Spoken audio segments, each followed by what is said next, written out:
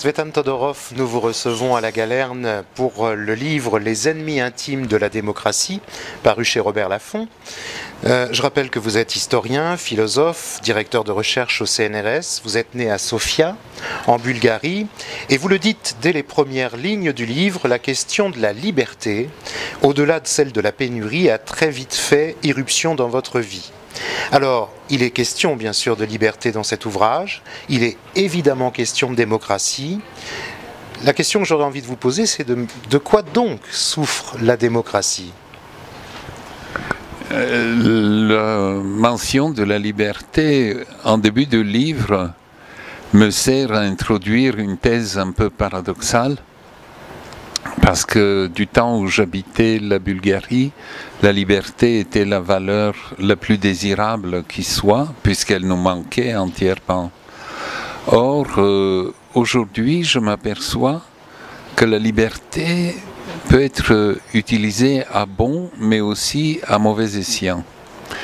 Et j'avais été frappé de voir que le mot liberté figure dans l'intitulé de presque tous les partis d'extrême droite, nationalistes et xénophobes en Europe aujourd'hui, ce qui me donnait déjà un indice de cet abus possible de la liberté.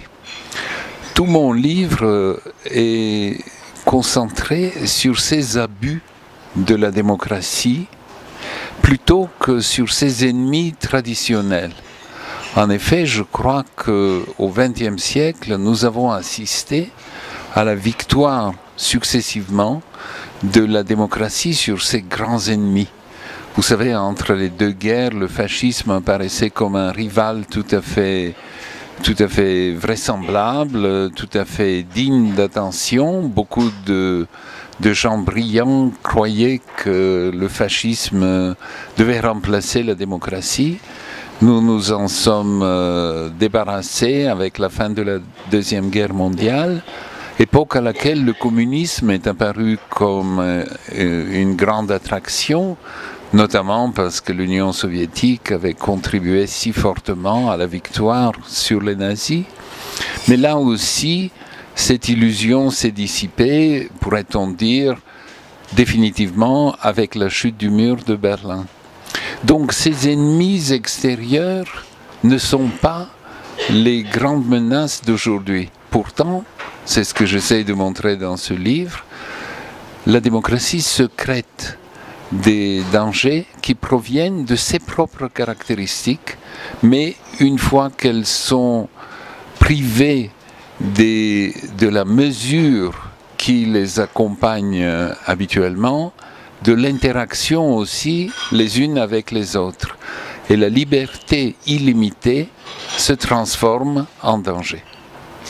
Alors, vous abordez aussi un autre chapitre très important, celui du néolibéralisme, de l'ultralibéralisme. Alors, pensez-vous que nous soyons aujourd'hui entrés en oligarchie ? Mais le néolibéralisme et l'ultralibéralisme illustrent précisément, dans un autre domaine que celui des partis d'extrême droite, illustrent cet envers de la liberté.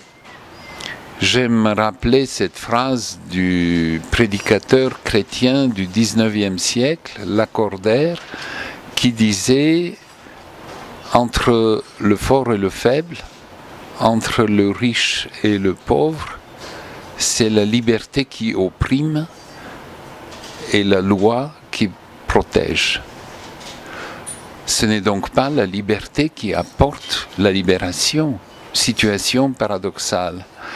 Or, de nos jours, il y a de plus en plus une collusion entre puissance économique et puissance politique. Ce sont un peu les mêmes, ce sont les forts économiquement qui peuvent s'assurer l'appui des politiques. De sorte que, plutôt qu'une démocratie, notre régime est en train de devenir une oligarchie. Un groupe de personnes détient tous les leviers du pouvoir. Et la démocratie en souffre amèrement. Finalement, Tsvetan Todorov, la démocratie a-t-elle un avenir et à quel prix? Je suis sûr que la démocratie a un avenir, peut-être parce qu'elle me tient beaucoup à cœur et je ne voudrais pas me désespérer.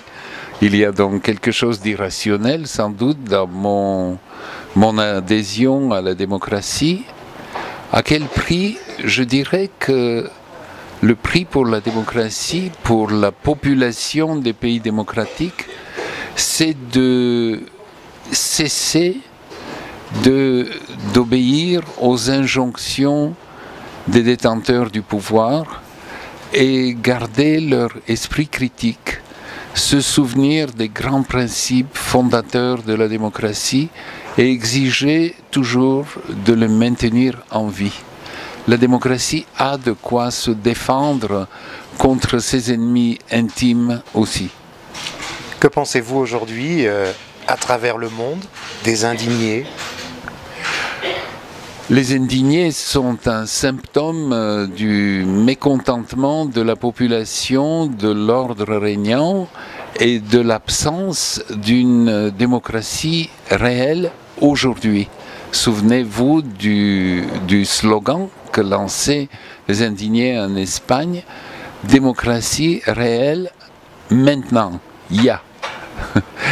Et je ne pense pas que les indignés formulent des solutions à la crise actuelle, mais c'est un symptôme auquel il faut rester très attentif.